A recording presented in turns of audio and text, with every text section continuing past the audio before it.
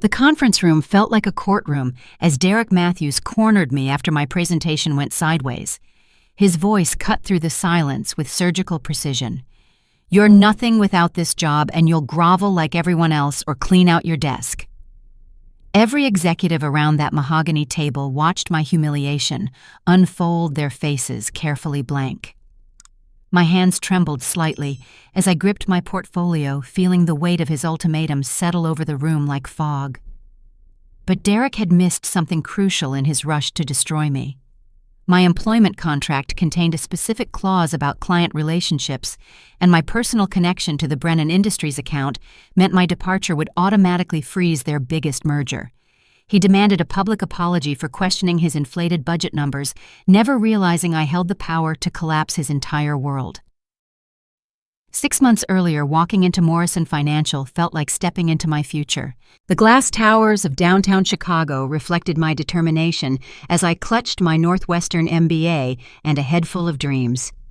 Senior account manager seemed like the perfect launching pad for everything I had worked toward since graduating with honors in finance and marketing. Derek Matthews greeted me that first morning with a firm handshake and what seemed like genuine enthusiasm.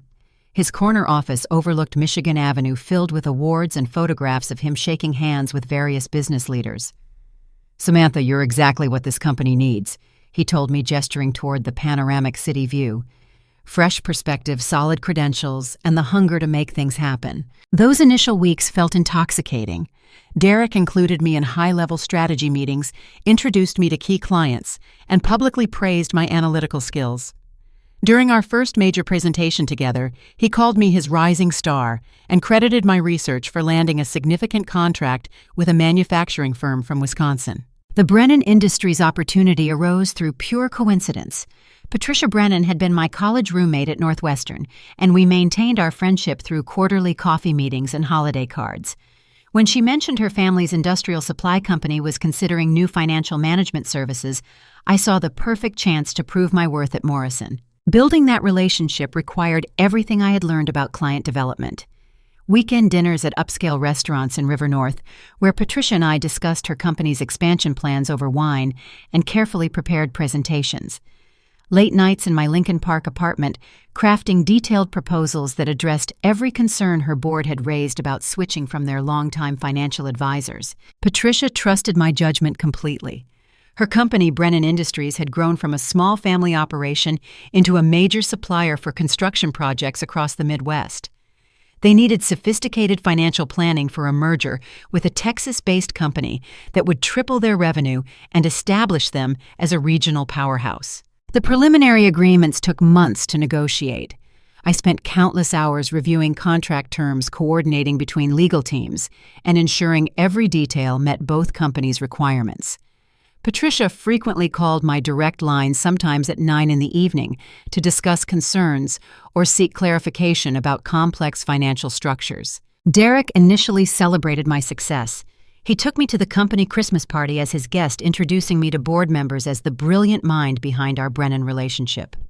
He approved my expense reports without question, encouraged my client development strategies, and even suggested I present the preliminary merger terms to the entire executive team. But something shifted in recent weeks. During board meetings, Derek began presenting my strategies as his own innovations.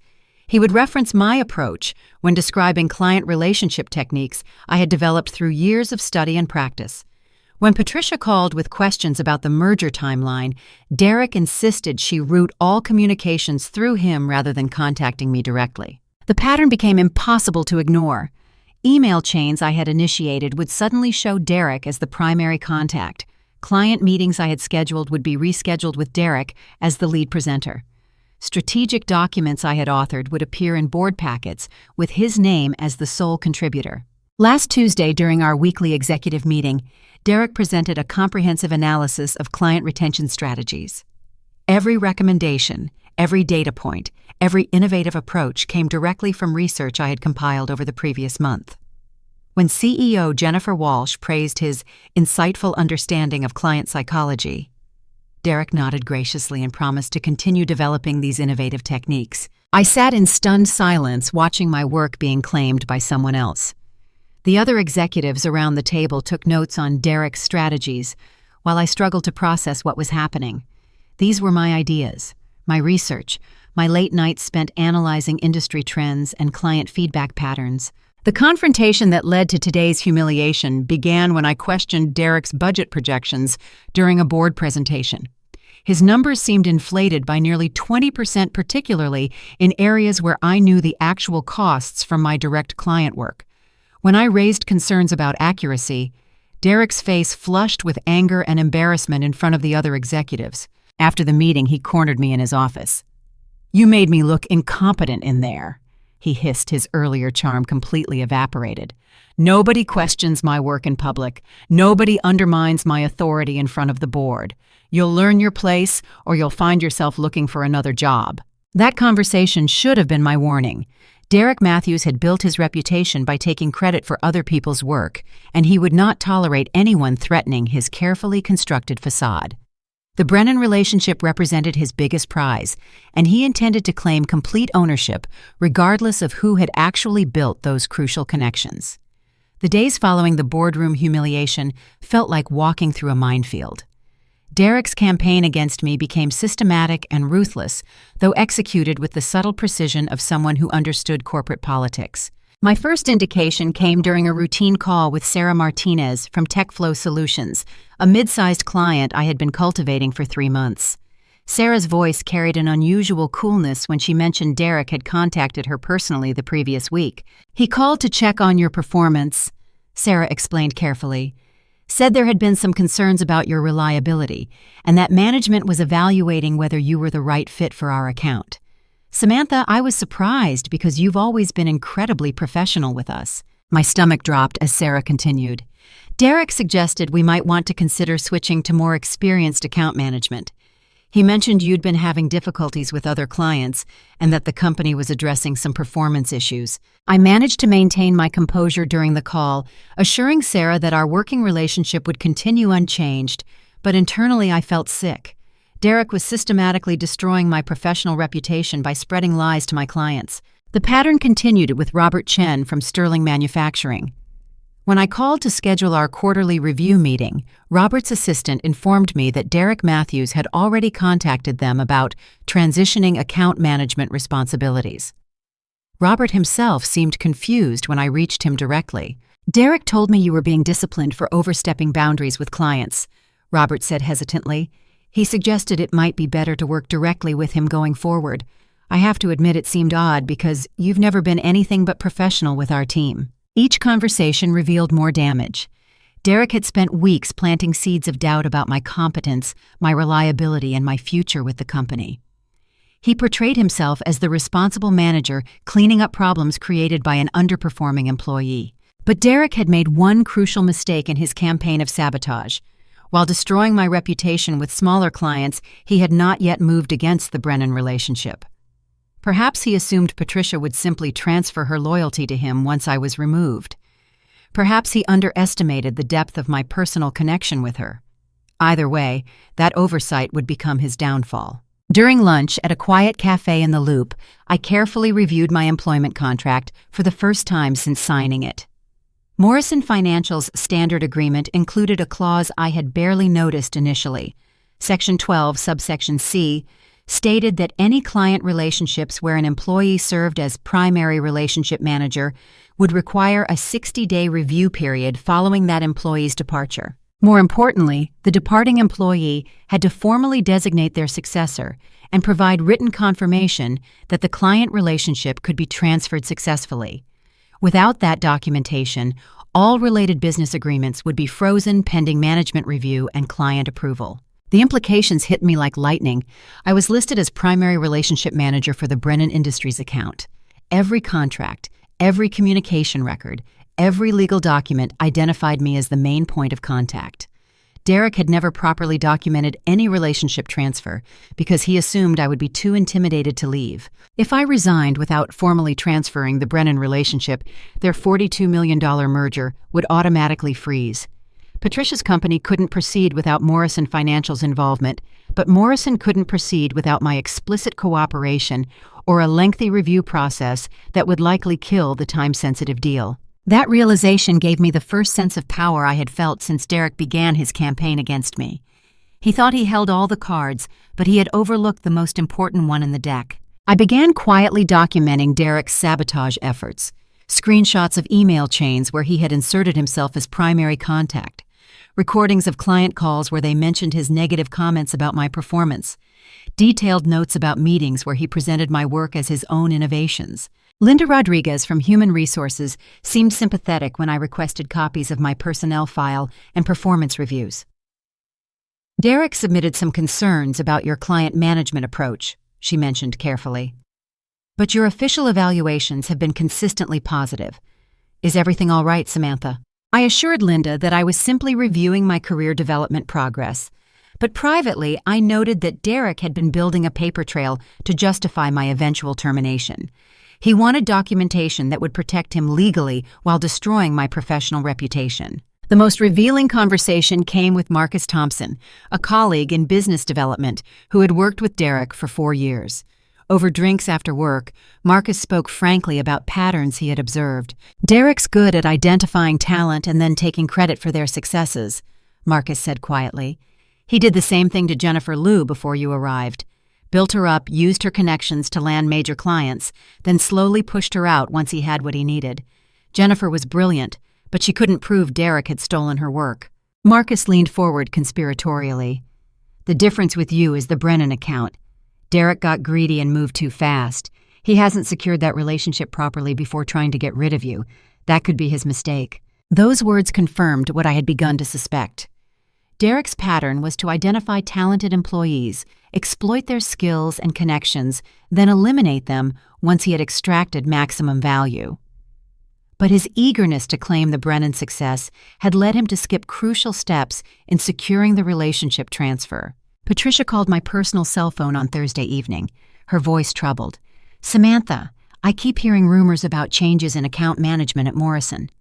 Derek Matthews called my office yesterday, asking about our satisfaction with current services.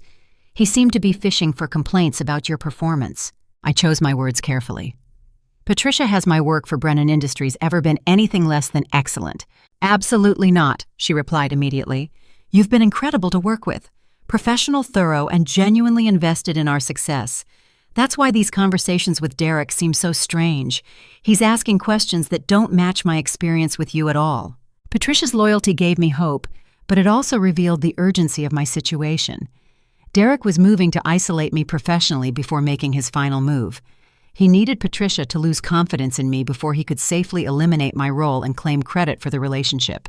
That night, I sat in my apartment reviewing every detail of the Brennan merger documents. My name appeared on every page as the primary relationship manager. Patricia's signature was on agreements that specifically referenced my role in coordinating the transaction. The merger timeline required constant communication over the next 6 weeks, all of which was scheduled to flow through me. Derek had built his trap carefully, but he had failed to secure the most valuable prize. The Brennan relationship remained legally and practically tied to me. If he forced me out before properly transferring that connection, he would destroy the very success he was trying to steal. The irony was perfect. Derek's greed and impatience had created the weapon I needed to defend myself. He thought he was cornering a helpless employee, but he had actually cornered himself. Now I just needed to wait for him to spring his own trap. The breakthrough came by pure accident while I was organizing files in my office late Friday evening.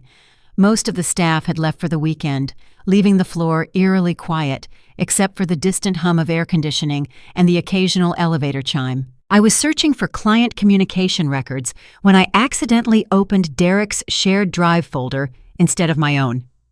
Morrison Financial's network system sometimes defaulted to recently accessed locations, and Derek must have been reviewing files from my computer earlier that week. What I found made my blood run cold. The folder contained dozens of expense reports dating back 18 months. Every entry showed Derek's signature approving payments for client entertainment, business development activities, and professional conferences. But the details made no sense when compared to the actual events I knew had occurred. A dinner at Gibson's Bar and Steakhouse for $800 on March 15th. I remembered that date clearly because I had been in Milwaukee with Patricia reviewing merger documents at her office. Derek couldn't have been entertaining clients in Chicago that same evening. Conference registration fees for a financial planning summit in Las Vegas totaling $3,200. I had attended that same conference and never saw Derek there. The registration list from my materials showed his name, but he had never appeared at any sessions or networking events. Consulting fees paid to Meridian Business Solutions for strategic planning services. 5 payments of $4,000 each over the past 6 months. The company address traced to a small office building in Naperville, registered under the name Michelle Matthews, Derek's wife. My hands shook as I scrolled through page after page of fraudulent expenses. Business lunches that never happened. Conference fees for events Derek skipped.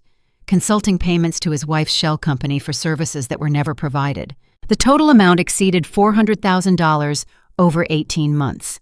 Derek had been systematically stealing from Morrison Financial while building his reputation as a successful executive.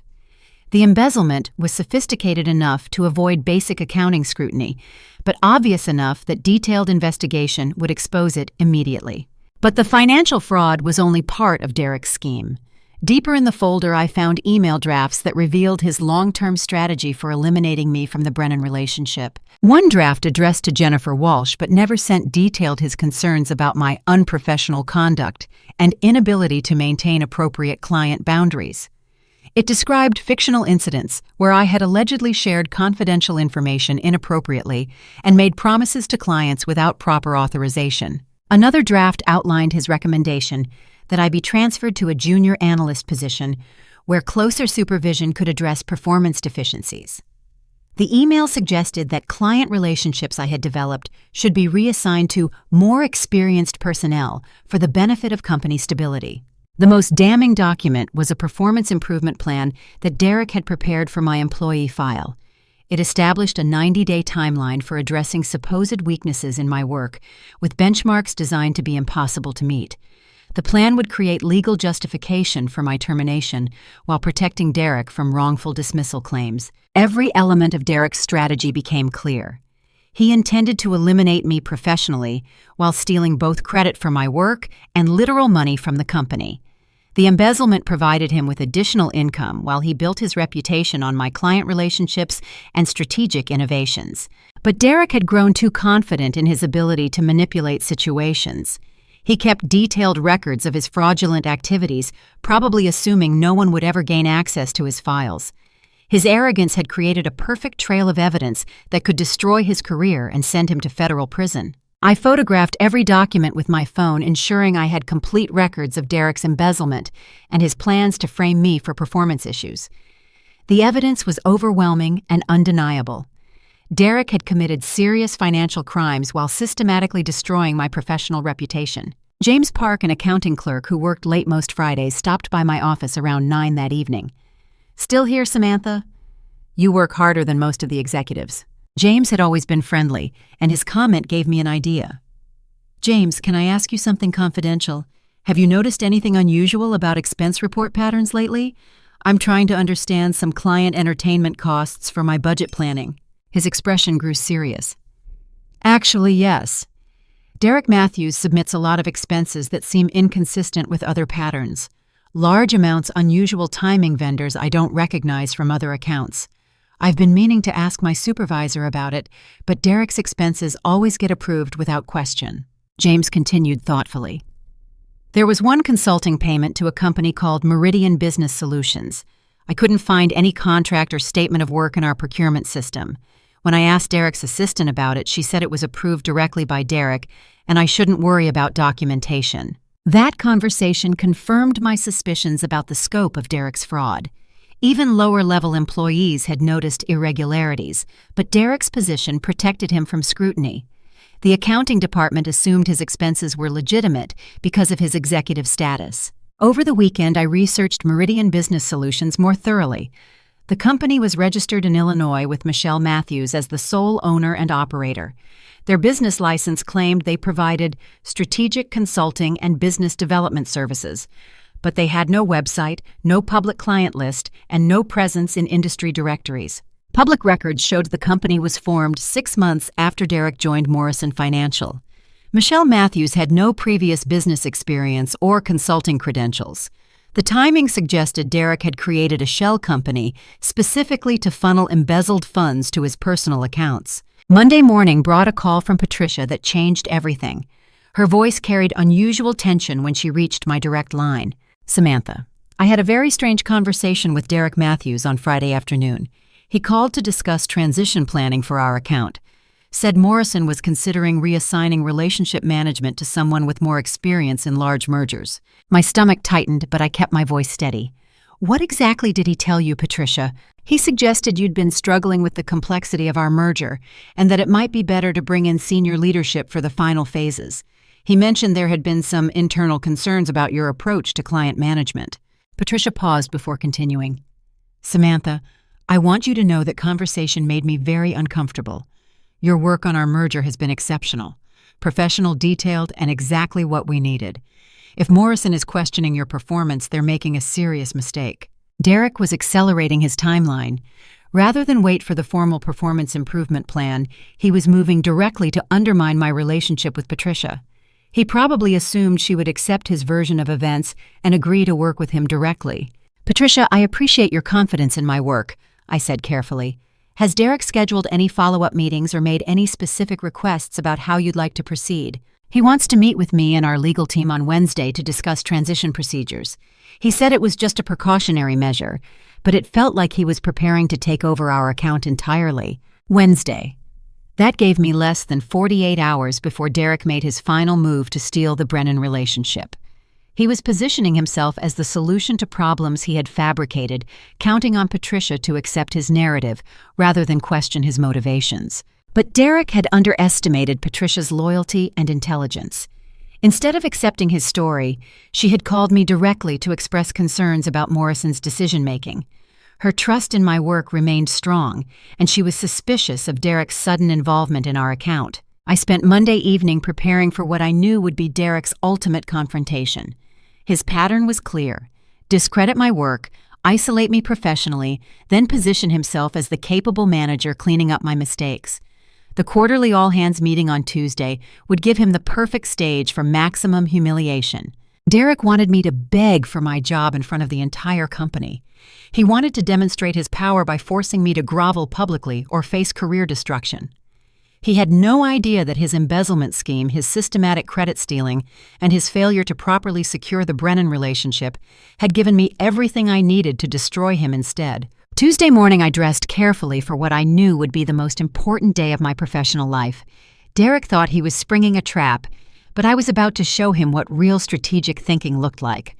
The Morrison Financial Quarterly All-Hands meeting took place in the building's largest conference room, with 150 employees packed into chairs arranged in neat rows facing a projection screen. The atmosphere felt more like a corporate theater than a business meeting, with executives seated at a head table while staff members filled the remaining space. Derek had clearly planned this moment for maximum impact. As Chief Financial Officer, he controlled the agenda and had scheduled his performance review presentation as the meeting's centerpiece. He wore his most expensive suit, a charcoal gray ensemble that projected authority and confidence. Jennifer Walsh opened the meeting with standard quarterly updates about revenue growth and client acquisition targets. Her presentation style was professional, but unremarkable, covering financial metrics and operational goals with the efficiency of someone who had delivered similar reports dozens of times. When Derek's turn arrived, he stood and moved to the front of the room with theatrical confidence. His opening remarks established the tone for what was clearly a carefully orchestrated performance. Today I want to address something that affects all of us: the importance of maintaining professional standards and accountability in our client relationships. Derek began, his voice carrying across the silent room. Excellence in client service requires every team member to demonstrate reliability, integrity, and respect for company policies. He clicked to his first slide, which displayed a generic organizational chart highlighting reporting relationships and performance management structures. The presentation appeared professional and routine, giving no indication of the personal attack that was about to unfold. Unfortunately, we occasionally encounter situations where individual performance falls short of our standards, Derek continued. When that happens, we have a responsibility to address concerns directly and ensure our clients receive the level of service they deserve. I sat in the third row, surrounded by colleagues who had no idea they were about to witness a public execution. Marcus Thompson gave me a curious glance, probably wondering why Derek was discussing performance management at a quarterly business meeting. Derek's second slide contained my name in large letters, followed by a bullet-pointed list of fabricated complaints and distorted versions of successful projects I had led. Each point was carefully crafted to sound legitimate while completely misrepresenting my actual performance. Samantha Reynolds has been struggling with several aspects of client management over the past 6 months. Derek announced, his voice taking on a tone of disappointed concern. Multiple clients have expressed concerns about her reliability and professionalism. Her approach to account management has been inconsistent with company standards. The room remained silent, but I could feel the weight of 150 pairs of eyes turning toward me. Colleagues who had worked with me successfully looked confused. Staff members who knew nothing about my work accepted Derek's narrative at face value. Derek's presentation continued with specific allegations designed to destroy my professional reputation. He claimed I had missed important client deadlines, shared confidential information inappropriately, and demonstrated unprofessional behavior during business meetings. Each accusation was a twisted version of actual events. A client presentation that had run long due to extensive questions became evidence of my poor time management. A strategic recommendation that saved a client significant money was reframed as unauthorized decision-making. A successful contract negotiation was described as evidence of my inability to follow proper procedures. "The situation has reached a point where we must take decisive action," Derek announced, building toward his crescendo. "Client relationships are too important to risk continued performance issues. We have a responsibility to address this situation immediately." Jennifer Walsh looked uncomfortable as Derek's presentation veered away from standard quarterly business toward personal personnel matters. Other executives at the head table exchanged glances that suggested they had not been briefed on Derek's plans. Derek clicked to his final slide, which contained an ultimatum presented as a company policy decision. Effective immediately, Samantha Reynolds must publicly acknowledge her performance deficiencies and accept reassignment to a junior analyst position. Alternatively, her employment with Morrison Financial will be terminated today.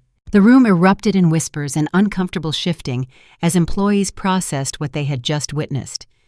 Derek had turned a quarterly business meeting into a public trial, forcing me to either grovel in front of my colleagues or face immediate termination. "Samantha, please stand and respond to these concerns," Derek commanded, his voice filled with satisfaction at what he clearly believed was his moment of ultimate triumph. I stood slowly, feeling every eye in the room focused on my response. Derek's smile was subtle but unmistakable. He believed he had cornered me completely, leaving no option except humiliation or career destruction. Jennifer Walsh looked troubled by the unprecedented nature of Derek's public ultimatum. "Derek, perhaps this conversation would be more appropriate in a private setting," she suggested hesitantly. "No, Jennifer," Derek replied firmly. "These issues affect client relationships and team morale. They need to be addressed transparently so everyone understands our commitment to professional standards." The subtext was clear. Derek was using his position as CFO to pressure Jennifer into supporting his public humiliation of me. He had orchestrated this situation to make opposition politically difficult for other executives. I took a deep breath and looked around the room at my colleagues' faces. Some showed sympathy, others confusion, and many simply waited to see how this unprecedented situation would resolve. Derek stood confidently beside the projection screen, clearly expecting me to either beg for mercy or storm out in defeated anger. Instead, I smiled calmly and began to speak in a clear, steady voice that carried easily across the silent room. "Thank you, Derek, for bringing these concerns to everyone's attention," I began. "I think transparency is incredibly important, especially when it comes to professional integrity and accountability." Derek's confident expression flickered slightly as my response deviated from his expected script. "I've enjoyed working at Morrison Financial and learning from experienced colleagues like Derek," I continued. "This company has provided valuable opportunities for professional growth, and I'm grateful for that experience." I paused and looked directly at Derek, whose smile had begun to fade as he realized my response wasn't following his anticipated pattern.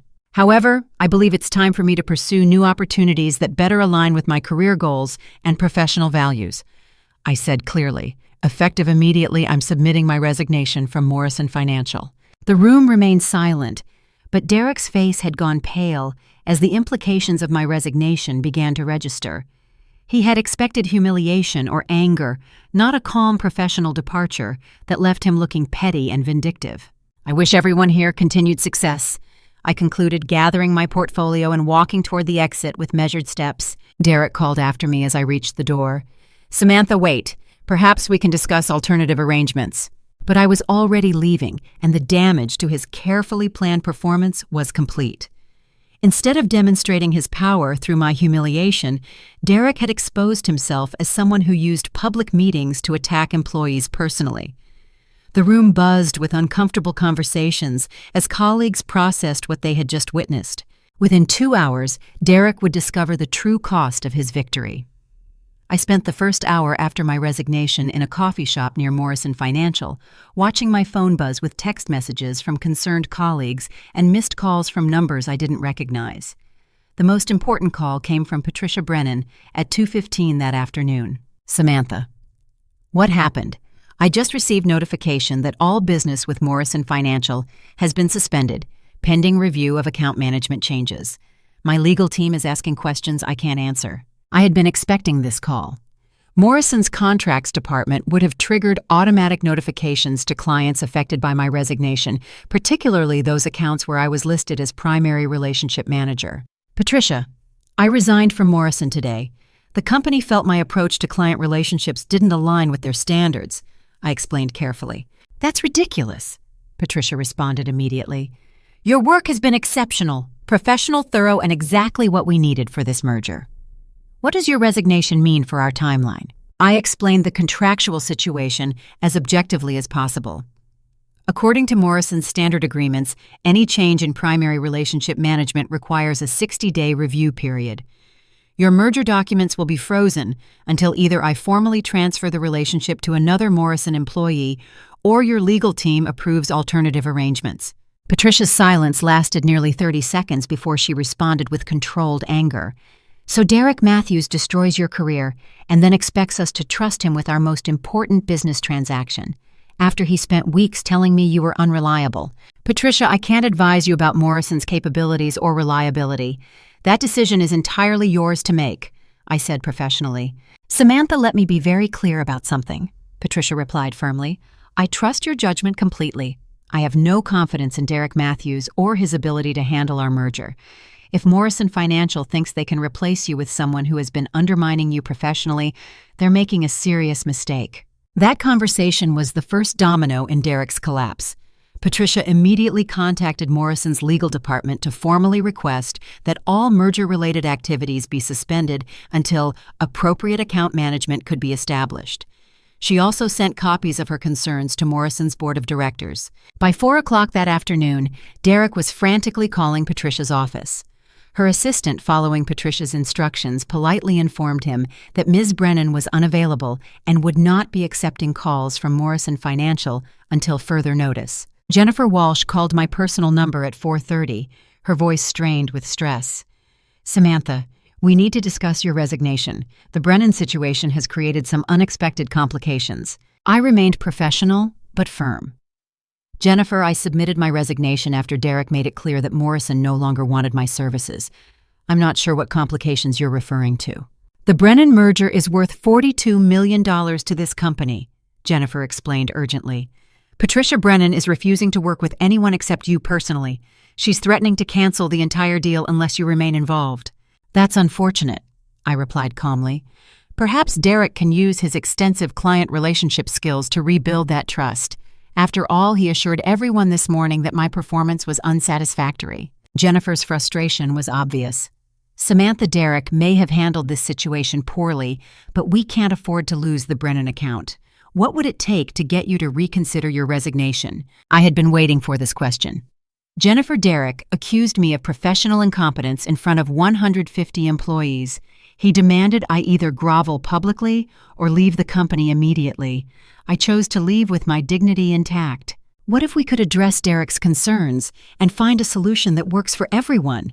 Jennifer suggested hopefully. Jennifer Derek's concerns were based on fabricated complaints and distorted versions of my successful client work. I don't think Morrison is the right environment for my career development. By 6 o'clock, the situation had escalated beyond Jennifer's ability to manage. Board members began receiving emergency calls about the frozen Brennan merger.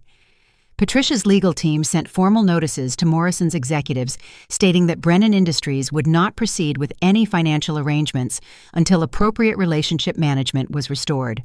3 other major clients followed Patricia's lead by the end of the business day. TechFlow Solutions called to express concerns about account management stability. Sterling Manufacturing requested meetings to discuss their comfort level with continuing Morrison's services. A construction company from Wisconsin asked pointed questions about Derek's qualifications to handle their upcoming expansion financing. Derek's attempts to control the narrative fell apart completely when clients began comparing notes about his negative comments regarding my reliability. Instead of protecting Morrison's interests, his sabotage campaign had created doubt about the company's judgment and internal communication. Marcus Thompson called me that evening with updates from inside Morrison. Derek spent the entire afternoon in emergency meetings with the executive team. Jennifer looks like she hasn't slept in days. The board scheduled an emergency session for tomorrow morning to assess the situation. Marcus lowered his voice conspiratorially. Samantha, people are asking questions about Derek's management approach. Some staff members are saying his presentation this morning felt more like a personal attack than professional feedback. There's talk about investigating how this situation got so out of hand.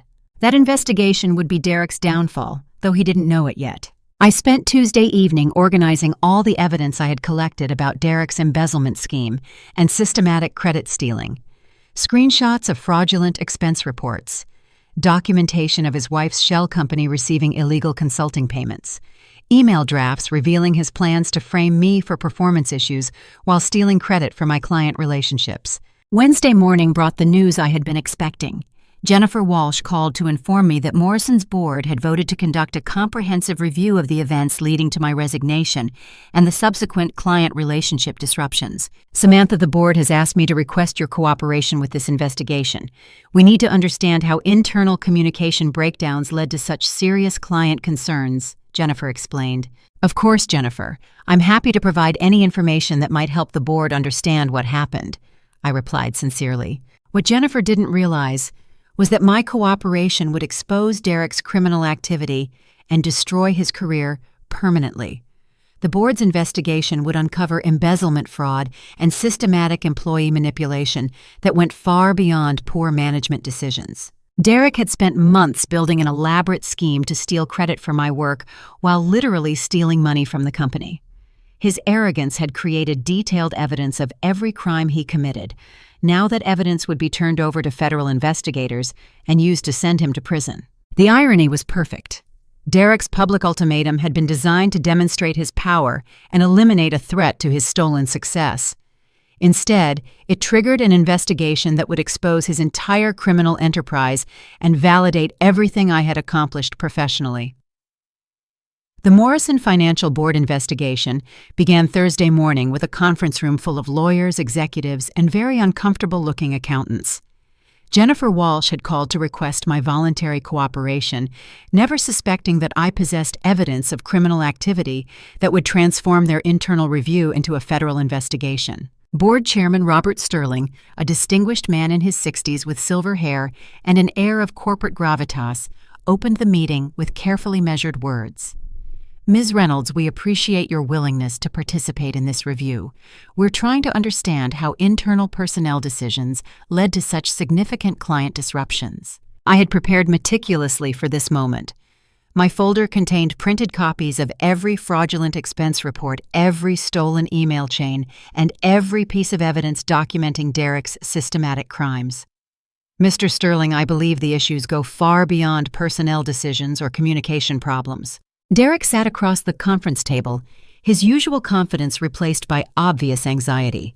He had spent the previous day trying to rebuild relationships with Patricia Brennan and other clients, but his efforts had failed completely. Patricia refused his calls, clients demanded meetings with Morrison's leadership, and the board had begun asking pointed questions about his management approach. Derek has been embezzling money from Morrison Financial for the past 18 months, I stated clearly, placing my evidence folder on the table. He's also been systematically stealing credit for other employees' work while sabotaging their professional reputations. The room fell silent. Derek's face went white as the implications of my accusation registered.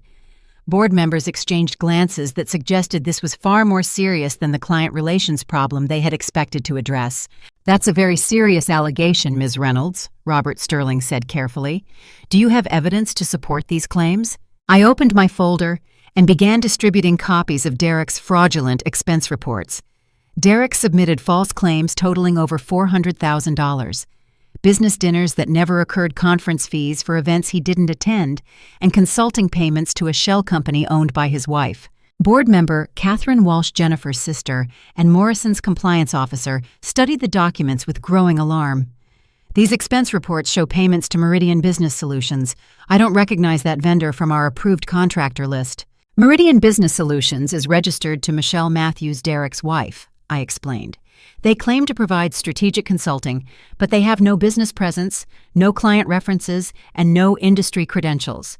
Derek created the company to funnel embezzled funds to his personal accounts." Derek attempted to interrupt, but Robert Sterling raised his hand for silence. "Let Ms. Reynolds present her evidence completely before we discuss responses." I continued methodically presenting email chains where Derek had stolen credit for my strategic recommendations documentation of his sabotage campaign against my client relationships and proof that he had been planning to frame me for performance issues while stealing the Brennan account. Derek's pattern was to identify talented employees, exploit their skills and connections, then eliminate them once he extracted maximum value, I explained. He did the same thing to Jennifer Liu before me. The difference is that he moved too quickly with the Brennan relationship and failed to secure proper transfer documentation. Catherine Walsh looked up from the expense reports with barely controlled anger. "These consulting payments to Meridian Business Solutions total over $60,000 in the past 6 months alone. There's no contract, no statement of work, no deliverables documentation." "Because no services were provided," I confirmed. "Michelle Matthews has no consulting experience or business credentials. The company exists solely to receive fraudulent payments from Derek's embezzled funds." Derek finally spoke, his voice shaky and defensive. "These allegations are completely fabricated. Samantha is trying to destroy my reputation because she's angry about her resignation." Robert Sterling studied Derek coldly. "Mr. Matthews will need to review these documents thoroughly before making any judgments. However, the specificity and volume of this evidence raises serious concerns that require immediate investigation." Catherine Walsh was already making notes about forensic accounting requirements and legal obligations to report suspected embezzlement to federal authorities. Morrison Financial's board had fiduciary responsibilities that required them to investigate financial crimes and cooperate with law enforcement. The meeting continued for 3 hours, as board members reviewed evidence and asked detailed questions about Derek's activities. Each document I provided revealed new layers of his criminal scheme: fake conference registrations, fabricated client entertainment expenses, and systematic manipulation of employee performance records. By noon, the board had reached unanimous consensus that Derek's activities constituted serious criminal behavior requiring immediate action. Catherine Walsh contacted Morrison's external legal counsel to discuss reporting requirements for suspected embezzlement and fraud. Derek was escorted from the building that afternoon while FBI financial crimes investigators secured his office and computer systems. His access to company accounts was immediately revoked, and all business activities under his supervision were suspended pending investigation. The federal investigation moved quickly once agents reviewed the evidence I had provided. Derek's embezzlement scheme was sophisticated enough to avoid casual detection, but simple enough that forensic accountants could trace every fraudulent transaction within days. Michelle Matthews was arrested the following Tuesday when FBI agents searched Meridian Business Solutions and found no evidence of legitimate business operations. Bank records showed that money from Morrison Financial was immediately transferred to personal accounts controlled by Derek and his wife. Patricia Brennan called me Wednesday morning with news that Morrison's interim leadership had reached out to discuss continuing the Brennan merger under new management. "Samantha, they're asking if you'd consider returning to facilitate the transition. But honestly, after everything that's happened, I'm not sure I trust Morrison Financial as an institution." "What would make you comfortable proceeding with the merger?" I asked. "Working with you directly, not through Morrison," Patricia replied immediately. "You built this relationship, you understand our business needs, and you've demonstrated integrity throughout this entire situation. If you started your own consulting firm, Brennan Industries would be honored to be your first client." That conversation planted the seed for what would become my new career path. Rather than return to Morrison Financial, I could establish an independent consulting practice focused on client relationships and strategic planning. Patricia's offer provided the foundation for building something entirely my own. Derek's criminal trial began 6 months later. Federal prosecutors presented overwhelming evidence of embezzlement, fraud, and conspiracy. Derek's defense attorney tried to argue that his actions were motivated by job stress and poor judgment rather than criminal intent, but the systematic nature of his crimes made that argument impossible to sustain. The trial revealed the full scope of Derek's criminal enterprise. Over 18 months, he had embezzled nearly $450,000 while systematically destroying other employees' careers to protect his stolen reputation. Jennifer Liu testified about her own experience with Derek's sabotage tactics, providing additional evidence of his pattern of abuse. Derek was sentenced to 4 years in federal prison and ordered to pay full restitution plus additional fines. Michelle Matthews received 2 years probation and was required to surrender all assets obtained through the fraudulent consulting payments. Morrison Financial settled my wrongful termination lawsuit for a substantial undisclosed amount and provided letters of recommendation that acknowledged my exceptional client relationship skills and professional integrity. Jennifer Walsh personally apologized for the company's failure to recognize Derek's abuse and credited my courage in exposing his crimes with preventing additional damage. But the most satisfying outcome was professional rather than financial. Derek's public humiliation and criminal conviction became a cautionary tale about the consequences of choosing ego over integrity in corporate leadership. 6 months after Derek's sentencing, I sat in my new office overlooking Chicago's Millennium Park, reviewing quarterly reports for Reynolds Strategic Consulting. The view from the 20th floor captured the energy of a city where hard work and integrity could still build something meaningful from nothing. Patricia Brennan had kept her promise about being my first client. The Brennan Industries merger had not only proceeded successfully under my independent guidance, but had exceeded all financial projections. Patricia's confidence in my abilities had attracted additional clients who valued authentic professional relationships over corporate manipulation. My consulting firm now employed 12 people, including 3 former Morrison Financial colleagues who had left to join an organization built on transparency and mutual respect. Marcus Thompson brought his business development expertise, while Linda Rodriguez from HR helped establish employment practices that protected talented professionals from the kind of abuse Derek had inflicted. The success felt surreal sometimes. 18 months earlier, I had been a struggling account manager fighting to prove my worth at a company where credit theft and embezzlement were disguised as normal business operations. Now I was running a growing consulting firm with clients across the Midwest who valued honest strategic advice over corporate politics. Jennifer Walsh had called the previous week to congratulate me on landing a major contract with a Milwaukee-based manufacturing company. Morrison Financial was struggling to rebuild client trust after Derek's criminal conviction, and several former clients had followed my recommendation to work with independent consultants rather than large financial firms. "Samantha, I want you to know how proud I am of your courage in exposing Derek's crimes," Jennifer had said during our conversation.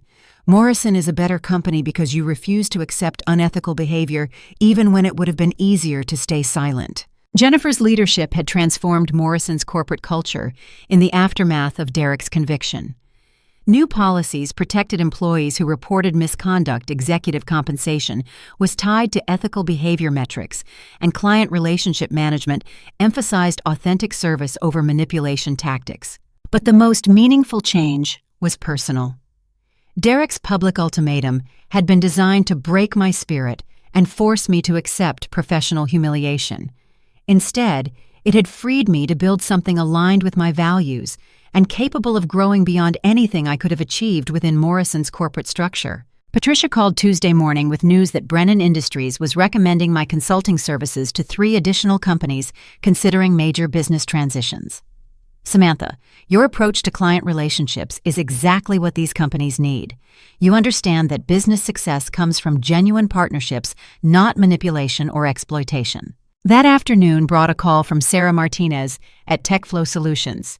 "Samantha, Our board approved hiring Reynolds Strategic Consulting for our expansion planning.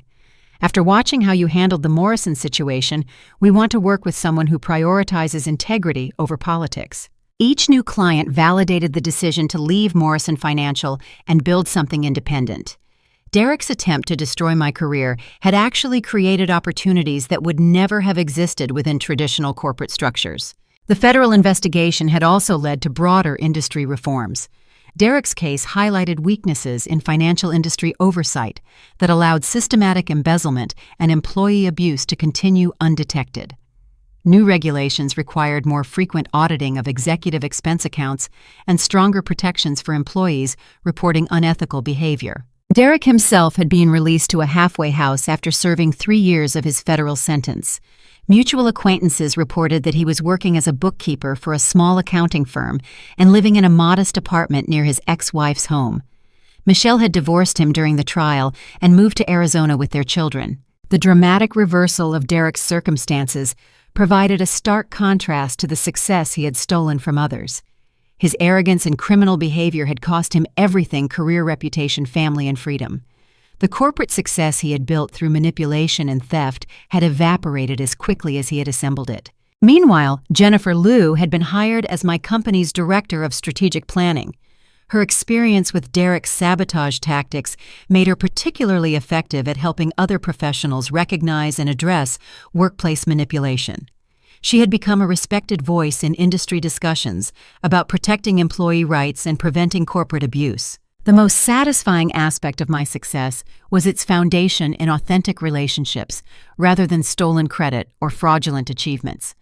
Every client chose to work with Reynolds Strategic Consulting because they valued honest advice and transparent communication.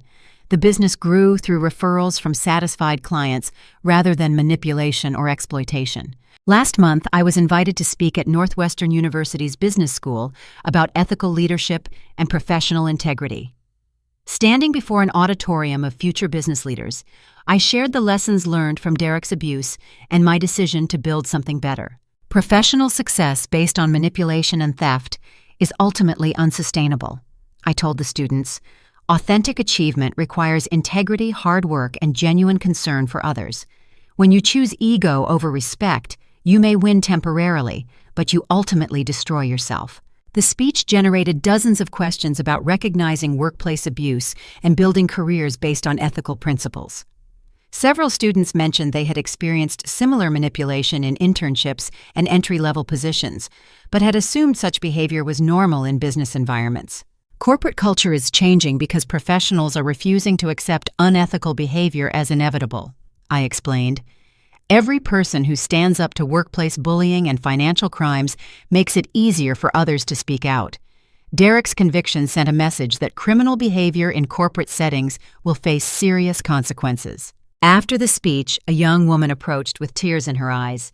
"Ms. Reynolds, I've been struggling with a supervisor who takes credit for my work and undermines my relationships with other departments. Your story gives me hope that speaking out might actually make a difference." I gave her my business card and contact information for employment attorneys who specialized in workplace abuse cases. Document everything.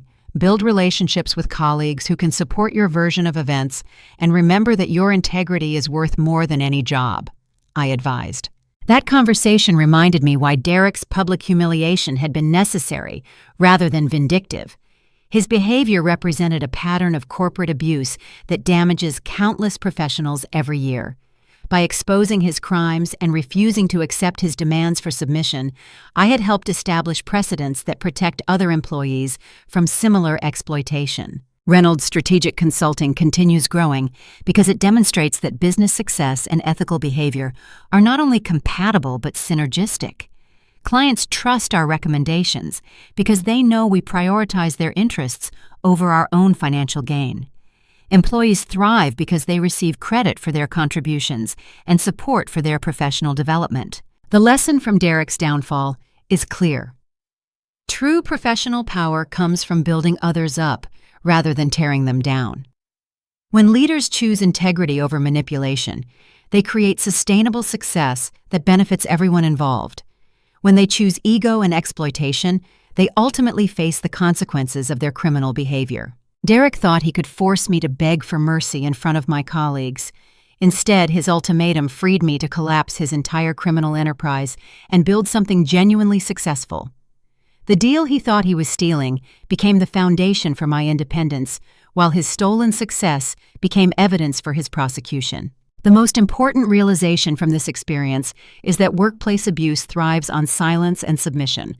When professionals refuse to accept unethical behavior and document evidence of criminal activity, they create accountability that protects everyone.